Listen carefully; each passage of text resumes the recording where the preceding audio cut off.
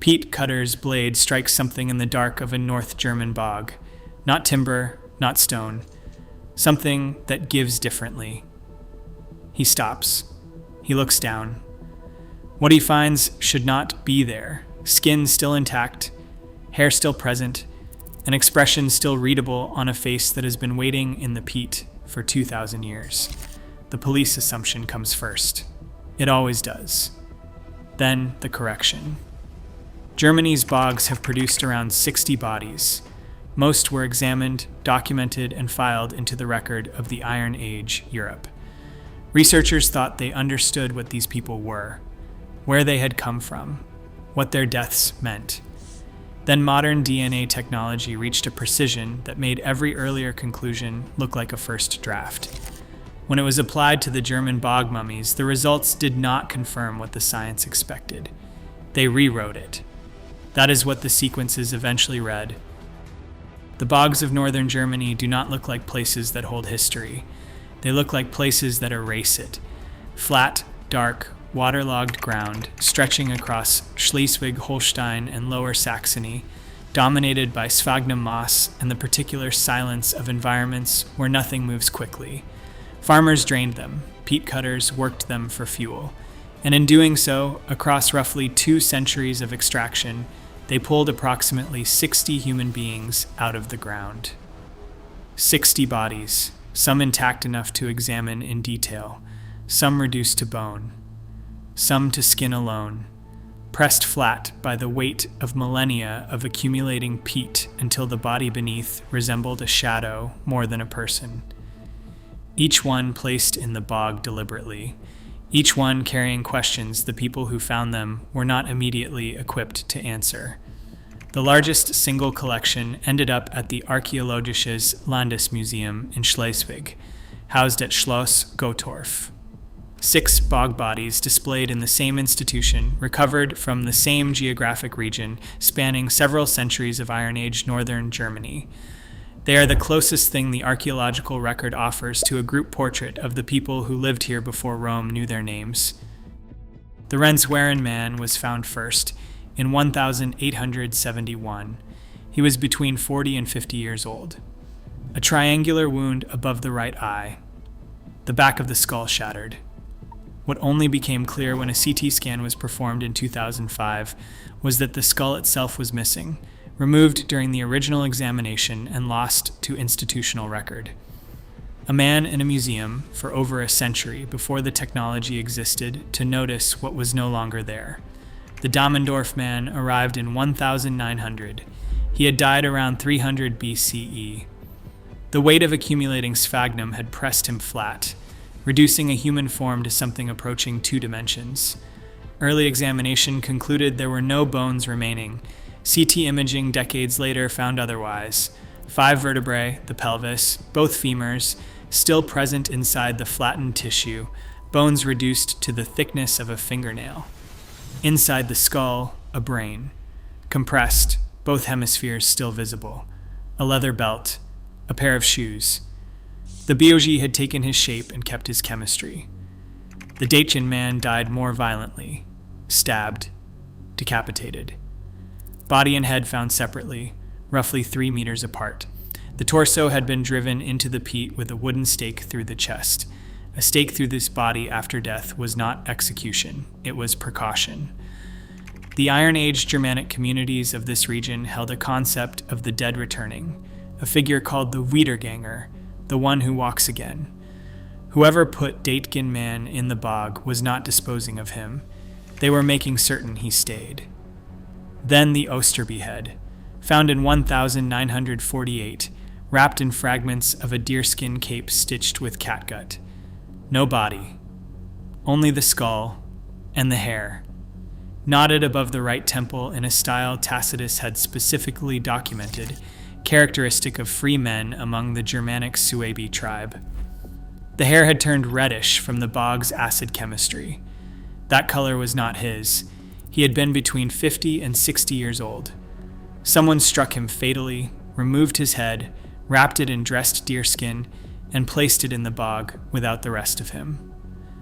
The head, in the belief systems of Iron Age Germanic peoples, was the seat of the soul. Depositing it separately implied meaning the physical record can point toward, but not fully enter. 6 bodies, 6 different circumstances, spanning several centuries and multiple communities across the same region. What they shared was the bog, and what the bog had shared with them was preservation precise enough that 2,000 years later, science could still ask questions of what remained. The physical record had produced detail, chronology, cause of death, clothing, evidence of disease and violence, and ritual. It had not produced origin. It had not answered the deeper question of who, in any genetic sense, these people actually were. That required a different instrument entirely. In 1952, peat workers cutting fuel near Windeby in Schleswig-Holstein found a body in the bog. The remains were slight, with delicate features and graceful bone structure. A strip of cloth covered the eyes, and the left side of the head had been shaved. The preservation was good enough to read the face, and researchers interpreted the individual as a young girl, probably in her mid-teens, killed as punishment for a transgression that the physical evidence seemed to confirm. The theory assembled quickly. Germanic communities of the Iron Age punished adultery. Tacitus had written about it. A woman found guilty could be publicly shamed, her hair removed, her body disposed of outside the boundaries of normal burial. The cloth across the eyes, the shaved head, the bog as a site of disposal rather than honor. The pieces appeared to fit. Weeks after the first discovery, workers found a second body at the same site. It was an adult male, strangled with a hazel branch and held beneath the surface with sharpened wooden stakes. The interpretation connected itself without prompting. A young woman punished for adultery, and a man found nearby who was her lover. The bog had received both of them, the adulteress and her lover. It was the kind of story that finds its way into textbooks because it is coherent and human, and because nothing in the physical record of 1952 existed to contradict it. The Windeby girl entered the literature, the narrative traveled. For 50 years, it held. Then Heather Gill Robinson, an anthropologist and forensic scientist at North Dakota State University, applied DNA analysis to the Windeby remains in the mid-2000s. The result was unambiguous. Windeby 1 was male. The girl was a boy. The graceful bone structure and slight frame that had read as female to every examiner were not the features of a young woman. They were the features of a young male who had been seriously and repeatedly unwell. The bones told a story waiting for the right question. Harris lines in the skeletal record indicated multiple interruptions in normal growth, periods of illness or malnutrition severe enough to halt development entirely. There was no evidence of violent death, no trauma consistent with execution. The most probable conclusion, once the physical record was read without the adulterous framework organizing it, was natural causes, the body weakened by chronic illness, sometime between 41 BCE and 118 CE. The cloth across the eyes was almost certainly placed after death. Covering the eyes of the dead is not punitive. It appears across cultures and time as an act of care in the transition between life and whatever comes after. Someone had closed this boy's eyes and covered them with cloth. That is not the behavior of a community disposing of someone it despised. The shaved left side of the head remains unexplained. Ritual preparation, a consequence of illness. Disturbance during excavation, the evidence does not resolve it. What it does resolve is the framework built around it. Then the second body collapsed entirely. Radiocarbon dating of Windeby, 2, established that he had died approximately 3 centuries before Windeby 1. The two had never shared a landscape, let alone a relationship. Placed in the same bog across a span of time longer than the entire Roman imperial period. The story of the adulteress and her lover was not a misreading of ambiguous evidence. It was a construction built from assumption projected onto remains that had never contained it. What the Windeby case produced was a demonstration of the failure mode in bog body scholarship. The physical record invites interpretation. Interpretation arrives shaped by available sources, and the story's evidence appears to support when examined without sufficient skepticism. Tacitus had written about Germanic punishment practices. He was also a Roman writing about people he had never lived among. A cloth over the eyes, a shaved head, a slight frame. A story that felt true for half a century because the pieces fit a shape someone already knew. The DNA did not fit that shape. A boy, not a girl. A natural death, not an execution. A second body separated from the first by 300 years. Two things followed. A correction, and a question about everything else the physical record had been asked to carry alone. That question pointed at what modern sequencing could now recover from the bogs of northern Germany, and what it found there was not what the field had expected. The peat cutter's name was Rogman. The date was the 3rd of July, 1922. The bog was the Khausen moor, a raised sphagnum wetland near the settlement of Khausen in Lower Saxony. He was working at a depth of roughly 120 centimeters below the surface when his blade met resistance that was not peat. He stopped. He cleared the material by hand. What emerged was a lower leg bone, fragments of a calfskin cloak, and then the rest of what the bog had been holding for somewhere between 2,500 years. A child. Skin present. Hair present, turned reddish by the acid, small patches of original dark blonde still visible at the roots. Lying extended on its back inside the compacted peat, exactly as it had been placed. He was between 7 and 7.5 years old at the time of his death. Dental development confirmed it. His height was between 120 and 135 centimeters. His frame was slight, the long bones narrow, the proportions of a child who had not been consistently well-fed. The Harris lines on his left tibia told that story without ambiguity. Harris lines are interruptions in bone growth, periods where the body stopped developing because it lacked the resources to continue. They accumulate during illness. They accumulate during malnutrition. The Khausen boy had both, repeatedly, written into his skeleton in a record that outlasted everything else about him except the bog. His right hip was worse. Radiographic examination revealed a pronounced abnormality in the joint, the head of the femur altered by a healed infection that had left it stiff and painful. A child with a compromised hip in an Iron Age settlement in the wetland margins of northwestern Germany, in a period when communities moved with the seasons and the landscape demanded constant physical effort, was a child who had to be carried when the group relocated. Someone carried him. That much is implied by the fact that he lived to 7. What the bog returned alongside his body answered a different question. He had been bound. Thick strips of wool textile secured his forearms behind his back. Additional lengths looped around his neck and passed between his legs before being tied again at the throat. A separate knotted loop of fine wool was recovered beside him. His feet were wrapped in the calfskin cloak. The binding was not incidental, and it was not gentle. The configuration created tension. If he had struggled, the loops around his neck would have tightened. He did not struggle for long. Forensic examination found 3 to 4 deep stab wounds to the neck, each approximately 3 to 4 centimeters deep, made by a blade sharpened to a fine edge. A single cut to his left arm was consistent with a defensive wound. The sequence is not ambiguous. He was alive when the blade reached his neck. He had tried to protect himself. Then he had not. Radiocarbon dating placed his death between approximately 515 and 115 BCE. The bog's own pollen and sediment record added precision. The vegetation indicated a springtime deposition, late March to early April. The timing is not random. Across Iron Age northern Europe, ritual deposit clusters around seasonal transitions, the points in the agricultural year when communities made requests of whatever governed fertility and the seasons ahead. Spring was when those requests were most urgently needed.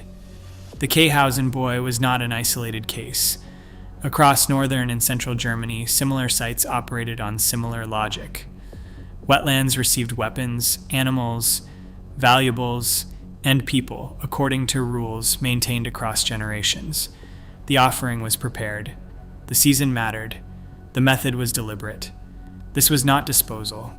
It was a system, one with categories and rules and a specific understanding of what the water required. The Khausen boy, bound in spring, stabbed with precision, placed in a bog connected to a landscape of similar sites, was not random violence concealed in a wetland. He was a deliberate offering inside an organized belief system sophisticated enough to specify the season, the method, and the preparation of what was given. Whether he understood what was happening, the science cannot determine. He was 7 years old, disabled, and had survived more physical hardship than most children of his era. Someone had carried him through it. Then someone bound his arms behind his back and drove a blade into his neck 4 times. Both things were done by people who knew exactly what they were doing. That is what makes the Khausen boy impossible to look away from, and impossible to fully explain. The same chemistry that preserves a face preserves nothing else equally. Sphagnum acid, the compound that suppresses bacterial activity and slows biological decay to almost nothing, does not distinguish between the tissue it is protecting and the genetic material housed inside it. It works on both. On soft tissue, it works in favor of preservation. On DNA, it works against it.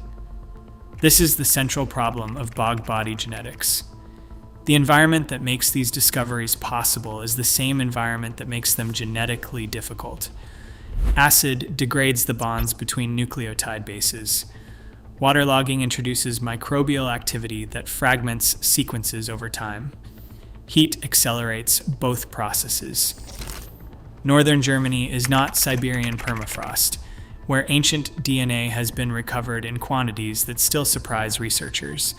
It is a temperate, seasonally warm, permanently wet environment that has been working against genetic preservation for every year of the 2 millennia these bodies spent inside it. The result is DNA that arrives, when it arrives at all, in fragments. Short, damaged, chemically altered sequences that require precise laboratory conditions to extract and authenticate. The older approaches, which targeted specific genetic regions using polymerase chain reaction, were efficient at finding DNA but could not reliably distinguish between ancient sequences and modern contamination. If a researcher handling a specimen introduced even a trace of their own genetic material, the method would find it and return it as a result. The result would look human because it was human. It simply was not the human being studied. That contamination problem haunted ancient DNA research for decades. Results that looked credible at publication were later shown to reflect the genetics of the laboratory rather than the specimen. The field learned from those failures slowly and at cost. The method that changed the recovery picture is called shotgun sequencing. Rather than targeting specific regions, it reads stretches of any DNA present in a sample and sorts what it finds against reference databases to identify sequences of human origin. Ancient DNA carries a characteristic damage signature that modern DNA does not. When a sequence degrades over centuries, cytosine bases at the ends of fragments convert to thymine in a process called deamination. The pattern this produces is the molecular equivalent of a timestamp. Modern contamination does not carry it. Genuine ancient DNA does. Shotgun sequencing allows researchers to find that signature and use it to separate what is ancient from what is not. German BOG bodies presented difficulty beyond the chemistry of the peat itself. The specimens in the Schloss Gottorf collection had been treated with preservation chemicals in the decades following discovery. Formaldehyde, glycerin. Solutions applied in good faith to stabilize tissue that would otherwise have deteriorated once removed from the anaerobic environment that had held it. Those chemicals cross-link proteins and fragment nucleic acids. They do not destroy every sequence, but they reduce what remains. Extracting usable genetic material required working around the preservation chemistry as well as the bog chemistry. The most productive sources of ancient DNA were not the soft tissues the bogs had preserved so visibly. They were the teeth and the densest regions of cortical bone, particularly the petrous bone at the base of the skull. Bone mineral acts as a partial barrier against the acid and moisture that degrade sequences in softer material. Where the cellular architecture of dense bone had held at the microscopic level, there was something left to work with. Where it had not, there was nothing. The recovery process moved in stages. Samples taken under controlled conditions, libraries of genetic fragments constructed from what the extraction produced. Those libraries enriched for human sequences and sequenced at sufficient depth to generate data that could be analyzed with confidence. Any individual whose results showed contamination above roughly 5% was excluded.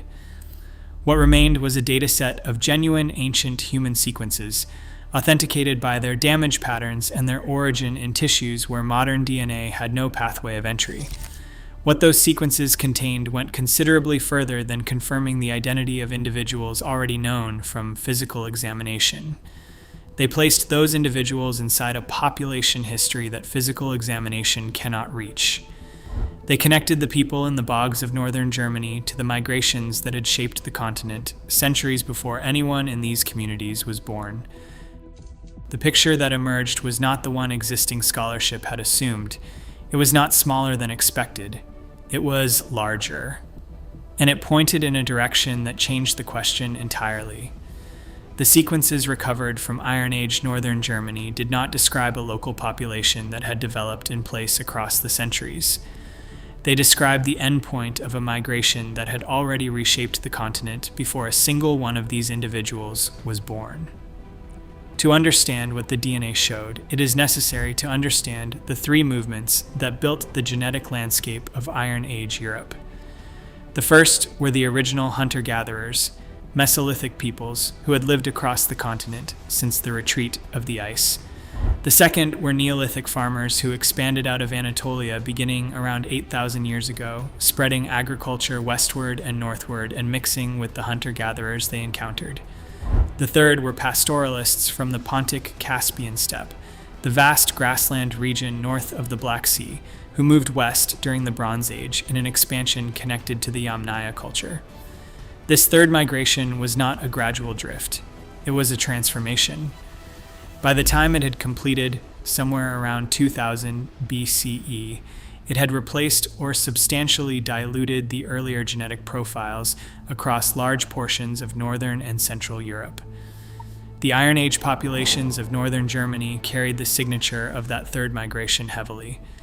Research drawing on genomic data from individuals across the region established that Schleswig-Holstein and Lower Saxony formed a genetically distinct zone from southern Germany. The north had received substantially less ancestry from the Neolithic Anatolian farmers.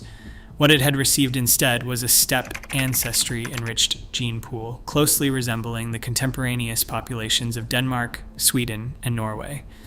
The people buried in the bogs of northern Germany were not a unique or isolated genetic group. They were representative of a broad northern European population shaped by the same prehistoric movements, carrying the same ancestral signatures across a wide geographic band. That finding contains the unexpected dimension the DNA produced.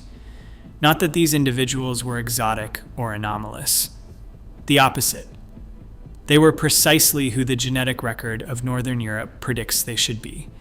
And that prediction connects them forward through time in ways that are measurable rather than metaphorical. The steppe migration carried specific biological markers alongside its demographic signature. Lactase persistence, the genetic variant that allows the digestion of milk beyond infancy, spread through Europe with the steppe pastoralists and is now routine in Northern European populations. Its presence in the Iron Age Northern German genome places these individuals squarely within that lineage. They could drink milk. Their Neolithic farmer predecessors largely could not. That difference is encoded in the same sequences that establish their ancestry, a biological inheritance from the steppe that persists in the population living in the same region today. Stature markers followed the same pattern. The steppe migrants were tall by the standards of earlier European populations. That tendency carried forward into the Iron Age and is visible in the skeletal record alongside the genomic one. Disease susceptibility markers in these ancient sequences map onto conditions present in modern Northern European medical statistics at elevated rates. The thread from the Iron Age genome to the contemporary one runs directly. The physical appearance implications deserve attention because the bogs have misled researchers consistently. The reddish hair on the Osterby man's Swabian knot, on the Khausen boy's preserved scalp, on bog bodies across northern Europe, is not the color these individuals carried in life. It is what sphagnum acid does to hair pigment across centuries of immersion. The genetic markers of this population point toward lighter natural coloring, consistent with the reduced pigmentation that spread westward and northward with the steppe migration. The bog returned them. It did not restore them. What the DNA could not resolve was the question the physical record had spent generations attempting to answer. The sequences established ancestry and biological continuity with living populations. They placed the Osterby man and the Khausen boy and the Dammendorf man inside a genetic story extending from the Bronze Age steppe to the present population of northern Germany without interruption. But they did not establish why the Khausen boy's arms were bound. They did not resolve whether the Osterby man's head was separated as punishment or honor. Those questions remain between evidence and inference, populated by Roman writers working centuries after the fact. What the DNA solved was a different question, not why they died, who they were. They were not a vanished people with no connection to what came after them. They were the ancestors of the modern Northern Europeans who now study them. The genetic signatures present in teeth and dense bone, pulled from German bogs, run through the population living near those same bogs today. The distance between their biology and ours is not the vast primitive gulf that the phrase Iron Age implies. It is negligible. They were us, running on the same hardware 2,000 years earlier. The bogs were not chosen by accident. That is the one conclusion the archaeological record supports without qualification across every site, every century, every community that returned to these waterlogged margins of the living world to leave something behind. The water was the point, not the nearest available space, not a convenient location for disposal. The water specifically, the boundary it represented, the threshold it marked between the world that could be walked through and whatever was understood to lie on the other side of it. Tacitus recorded two distinct categories of bog deposition among Germanic peoples. The first was punitive. Those who transgressed specific social rules were pressed into the bog under wicker hurdles and held there. The second was ritual in a different register. The goddess Nerthus, whose cult Tacitus described as widespread across northern Germanic tribes, was served by slaves who washed her cult image in a lake and were then drowned to preserve the secrecy of what they had witnessed. Two different reasons for the same destination, both pointing at water as the place where certain categories of death belonged. The problem with Tacitus is the same problem it has always been. He was writing around 98 CE, drawing on accounts of Roman traders and soldiers who had moved through Germanic territory and returned with observations shaped by everything they brought with them. He was not describing these communities from inside. The archaeological record does not always match what he wrote, and where it diverges, the archaeology is the more reliable witness. What the archaeology says is this: wetlands were used as sites of deliberate deposit for at least 1,000 years before the Roman Iron Age, and continued for centuries after it. The Opfermoor Vogtei in Thuringia operated as a supra-regional cult site from the Hallstatt period in the 6th century BCE through the Migration Age in the 5th century CE, 11 centuries of continuous use at a single location. People traveled to it from beyond the immediate community. Whatever happened there was significant enough to maintain that draw across longer than most political entities in human history have managed to exist. The deposits at Niederdorla were organized. 5 distinct modes of animal sacrifice, each following specific rules about which parts were placed where. The human remains showed the same organizational logic applied to a different category of offering. In one documented case, the head and limbs had been removed and deposited separately, the tools used deliberately broken before being placed in the water alongside the body. The tools were killed before they were offered. Objects crossing the threshold went in a state that marked the crossing as permanent and intentional. The Thorsberg Moor extended this pattern. Between 100 BCE and 500 CE, weapons, armor, and personal objects were deposited in quantities representing an extraordinary concentration of deliberate sacrifice.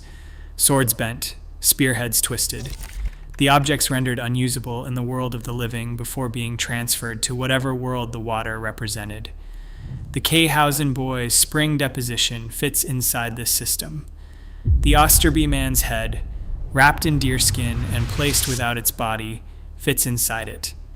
Dutkin man's staked torso, positioned to prevent return, fits inside it in a different register. The bog received all of these according to rules communities understood well enough to apply consistently across generations. That consistency is what the DNA makes newly legible. The people depositing bodies in these bogs were not a transient population passing through a landscape they did not know. They were the descendants of migrations that had already reshaped the continent, carrying the genetic signatures of communities that had been building and farming and organizing ritual life in this region for centuries before the first Roman account described them. The tradition Tacitus observed was not new in his time. It was already ancient. The populations practicing it had the genetic continuity to match. It became a fixed point in the structure of belief, a place that persisted across lifetimes and leadership changes because what it represented did not change with those things. The water meant something the land did not. Organized enough, durable enough, and widely enough shared that communities kept returning across a span of time that makes most of what we call history look brief. They gave the bog what they believed it required. The bog kept what they gave it. That is the transaction the science can now read in both directions. Return to the peat cutter's blade striking something in the dark. Not stone, not timber. A human being held intact across 2,000 years of German bog, carrying inside deteriorated cells a genetic record that connects backward through continental migrations and forward through every living population that inherited what those migrations built. The Bog Mummies of Germany did not confirm what the science expected. They confirmed something more difficult, that the people who bound the Khausen boy's arms, who wrapped the Osterby man's severed head in deerskin, who drove a stake through Dutkin man to keep him from returning, were not a vanished people. They were ancestors. The DNA made that measurable. What the science has not answered is what they believed the water would do with what they gave it. Some questions outlast every instrument built to answer them.